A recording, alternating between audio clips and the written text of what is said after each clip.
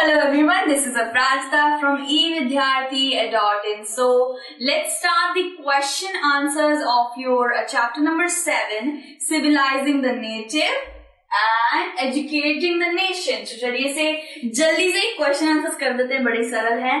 तो पहले आता है match the following. William Jones. अब भाई विलियम जोन्स याद करिए कौन थे. वो थे सुप्रीम जज, ठीक है, सुप्रीम कोर्ट के जूनियर जज थे, जो इंडियन जो हमारा कल्चर था उसको बड़ा रिस्पेक्ट करते थे. तो इसका होगा रिस्पेक्ट फॉर एंशिएंट कल्चर. ठीक है, रिस्पेक्ट फॉर एंशिएंट कल्चर. अब इसका था रविंद्रनाथ टैगोर. इसका क्या होगा, देखिए वो नेचुरल इन्वायरमेंट में बच्चों को पढ़ाना चाहते थे जिससे उनकी क्रिएटिविटी और बढ़े. सो रविंद्रनाथ टैगोर का क्या होगा, learning in a natural environment.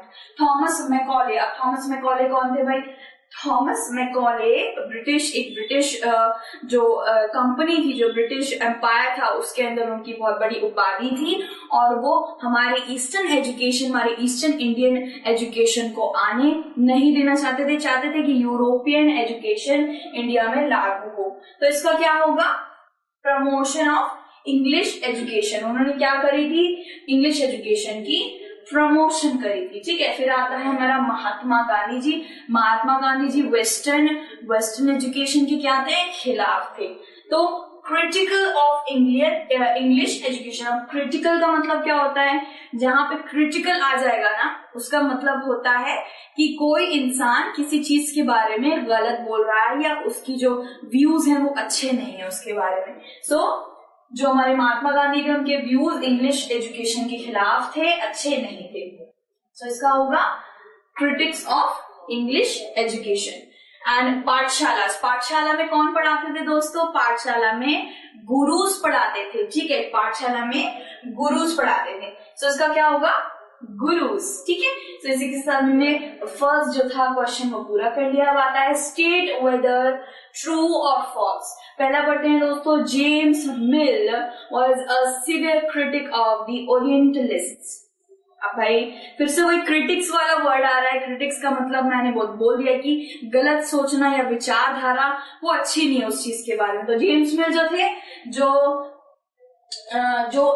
जो हमारे ईस्टर्न एजुकेशन है, इंडियन एजुकेशन, उसके खिलाफ थे.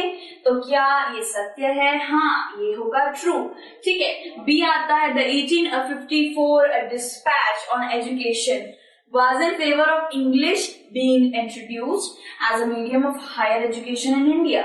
ठीक है, सो जो था ना वुड्स डिस्पैच, जो 1854 के टाइम पे लागू हुआ था, बाय चार्ल्स वुड. ठीक है, वुड्स डिस्पैच, चार्ल्स वुड. तो वो क्या, किस चीज के लिए था, हायर एजुकेशन के लिए था. यस, हायर एजुकेशन के लिए था, इंट्रोड्यूस हुआ था हायर एजुकेशन के लिए. ठीक है, तो इसका क्या होगा, इसका होगा true. Mahatma Gandhi thought that the promotion of literacy was the most important aim of education. ये गलत होगा, क्योंकि महात्मा गांधी सिर्फ बच्चों को पढ़ाना ही नहीं चाहते थे, टेक्स्ट बुक्स में दिमाग उनके नहीं डालना चाहते थे, साथ साथ कल्चर से भी जोड़ना चाहते थे. वो चाहते थे बच्चा हमारा पूरे भारत का इतिहास पढ़े, बाहर के किसी दूसरे देश के लोगों का इतिहास पढ़ के वो क्या करेगा, जिससे वो फेमिलियर होगा उसी से पढ़ेगा ना. सो इसका क्या होगा, फॉल्स होगा. वो इंग्लिश जितना भी था ना, लाइक सिर्फ लिटरेसी प्रमोट करना नहीं चाहते थे, सो बाकी हमारे कल्चर को भी प्रमोट करना चाहते थे. तो इसका होगा फॉल्स. फिर आता है डी वाले में आते हैं, Rabindranath Tagore felt that children ought to be subjected to strict discipline. Strict discipline चाहते थे वो बच्चों के ऊपर, नहीं ना. वो चाहते थे कि बच्चा इमेजिनरी हो, भाई क्रिएटिविटी निकले उसकी, वो जो चाहे वो करे, पढ़ाई भी करे, साथ साथ में खेल कूद भी रखे. सो स्ट्रिक्ट और डिसिप्लिन भाई रविंद्रनाथ टैगोर नहीं चाहते थे. इसका आंसर फॉल्स होगा. ठीक है, इसके साथ हमने सेकंड भी कर लिया है. थर्ड पे आते हैं भाई, जो विलियम जोन्स थे ना, feel the need to study Indian history, philosophy and law. अब भाई जो विलियम जोन्स थे, जो सुप्रीम कोर्ट के जो जज थे, और थॉमस जो कॉलब्रुक थे, वो ये लोग क्यों चाहते थे, जो इंडियन हिस्ट्री है, फिलोसफी है और लॉ है हमारा, उसको पढ़ना क्यों चाहते थे.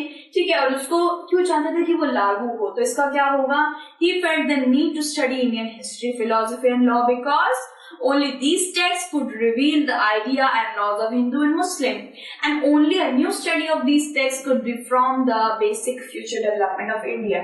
वो चाहते थे कि इंडिया में सिर्फ आगे जो फ्यूचर का डेवलपमेंट होगा, आगे जो जनरेशन होगी, वो सिर्फ वही पाठ्य पुस्तकों पर ध्यान दे जो उनसे रिलेटेड, उनसे फैमिलियर हो, इंडिया की नॉलेज से फैमिलियर हो, इंडिया के इतिहास से फैमिलियर हो, और उनको काफी ज्यादा वो रिस्पेक्ट भी करते थे हमारे इंडियन कल्चर को।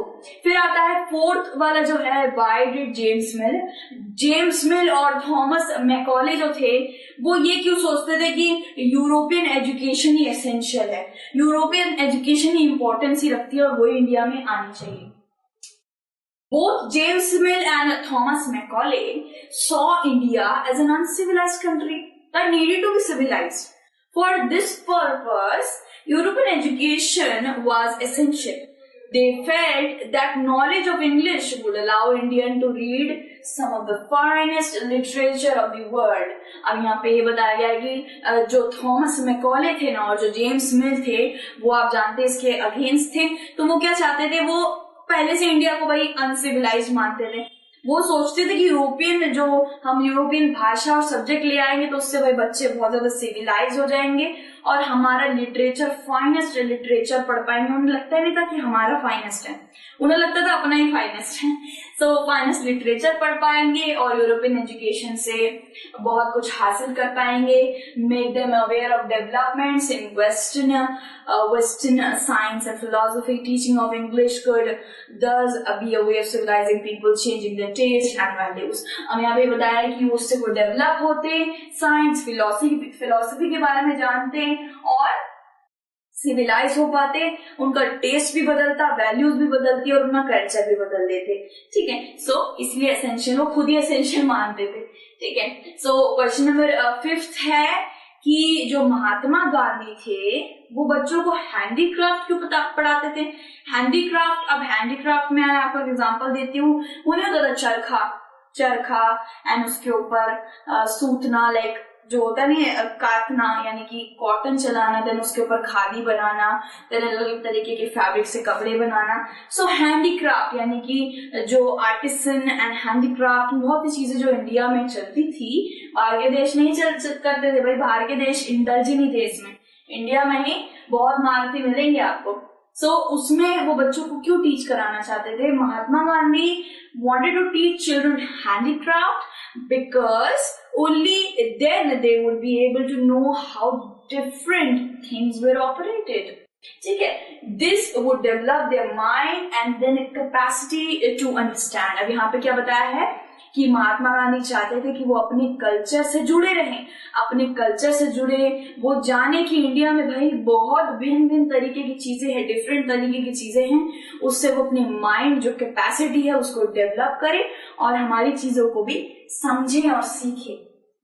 क्वेश्चन नंबर 6 पे आते हैं कि महात्मा गांधी ये क्यों सोचते थे कि इंग्लिश एजुकेशन हमें बंदी बना रहा है, हमें स्लेव बना दे रहा है। ठीक है, why did Mahatma Gandhi think that English education had enslaved Indians? So इसका आंसर होगा कि जो महात्मा गांधी थे was against English education. He argued that this type of education is destroying the pride they had in their own culture, making them crippled and a stranger in their own land. सही बात है भाई, अगर अपनी ही धरती पे, अपनी ही मातृभूमि पे, इंडिया की भूमि पे अगर आप किसी और देश की संस्कृति को आगे बढ़ाएं, उसके ऊपर नॉलेज गेन करें, तो क्या ये सही होगा। अपने ही देश की धरती के ऊपर आप खड़े होकर किसी और का गान गा रहे हैं या फिर इंग्लिश बोल रहे हैं, बल्कि यहाँ तो हिंदी चलती है ना भाई। हमें प्राउड होना चाहिए कि हम इंडिया से हैं, हमें हिंदी आती, क्योंकि हमारा जो भाषा है ना वो कोई और देश नहीं बोल पाता है। It's really difficult, it's really interesting, along with we should be proud of it. हमें प्राउड होना चाहिए कि हम इंडियन हैं। ठीक है, सो इंडियननेस से भाई कभी दूर नहीं जाना है हमें। यूरोपियन कल्चर ठीक है, उसे समझना, उसे सीखना बहुत अच्छी बात है, लेकिन कभी भी हमारे खुद की भाषा कल्चर को हमें पराया नहीं कर देना चाहते हैं। बस महात्मा गांधी और रविंद्रनाथ टैगोर हमें ये पूरे के पूरे समझा रहे थे। इन जो जितना भी इस पूरे आंसर में ये पूरा का पूरा इसमें स्टेटमेंट दे रखी है। ठीक है, इसी के साथ हमारा पूरा का पूरा जो चैप्टर है, जो टॉपिक है, वो कंप्लीट होता है। सारे क्वेश्चन आंसर्स हमने कंप्लीट कर लिए हैं। अगर आपको किसी भी तरीके की स्टडी मटेरियल हेल्प चाहिए तो आप evidyarthi.in की वेबसाइट पे जा सकते हैं। सैम्पल पेपर्स और क्वेश्चन पेपर्स, जितने भी प्रीवियस क्वेश्चन आंसर्स हैं, MCQs हैं और बुक्स भी है वहां पे, सब उसे फ्री में विजिट कर सकते हैं। पूरी की पूरी वेबसाइट फ्री है। एंड हम नेक्स्ट वीडियो में विद नेक्स्ट इंटरेस्टिंग चैप्टर के साथ मिलेंगे। टिल देन अपना ध्यान रखिए। Take care, bye bye.